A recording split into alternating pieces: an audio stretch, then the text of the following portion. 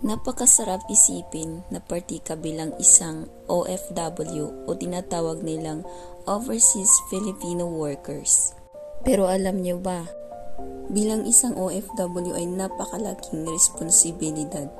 Yes, choice namin to at pinapangarap namin ito. Para lang naman sa pamilya namin, para lang naman sa mga anak namin, lalo na kagaya naming mga single mom. Magiging isang ina at saka tatay kami sa mga anak namin.